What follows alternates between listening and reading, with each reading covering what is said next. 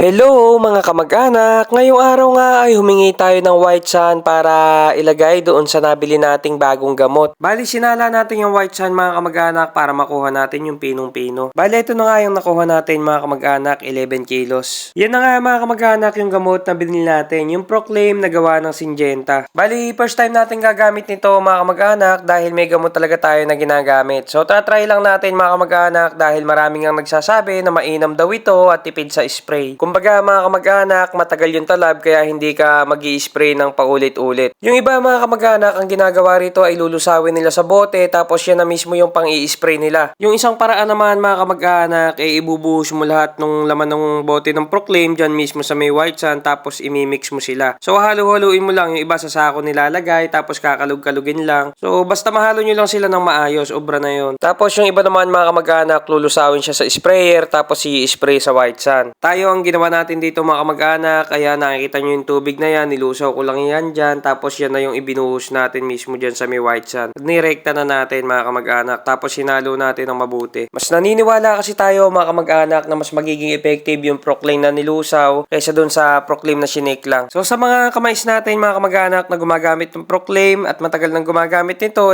paki-comment nyo naman dyan kung paano yung ginagawa nyo. Kapag ginamit nyo sa pang-spray at kung anong gamot yung hinahalo nyo kapag ka nag-i-spray kayo. At saka mga kamag-anak, paki-comment nyo rin dyan kung ano yung experience nyo sa gamot na to at kung talagang mabisa ba. Kung mapapansin nyo nga mga kamag-anak, naka-helmet ako dyan kasi nga kung mga white sand to, baka mamaya biglang humangin ng malakas tapos may halo ng gamot mapunta sa mata natin para hindi tayo maalanganin, hindi tayo mapahamak. Yung iba mga kamag-anak, naglalagay nito, maliit pa lang yung mais o kaya gatuhod, nilalagyan na nila.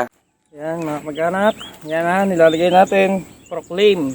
Yung gagawin natin paglalagay dito mga kamag-anak ay parang naglalagay ka lang ng Regent. So dati kasi mga kamag-anak, Regent lang talaga yung ginagamit namin dito. Halos araw-araw kasi mga kamag-anak yung naging pitas natin ng mais kaya naman nalibang tayo ng konti at ito pagbalik natin halos lubog na tayo dito sa ating maisan. Bali ito na nga rin mga kamag-anak yung ika-39 days ng ating maisan buhat nung itinanim. At kung ikaw nga kamag-anak ay nakarating na sa part ng video na to at nagustuhan mo yung ganitong klase ng mga video ay huwag nyo po kalimutang mag-follow para updated po kayo sa mga susunod pa nating mga i-upload. Maraming salamat po mga kamag-anak. Paalam!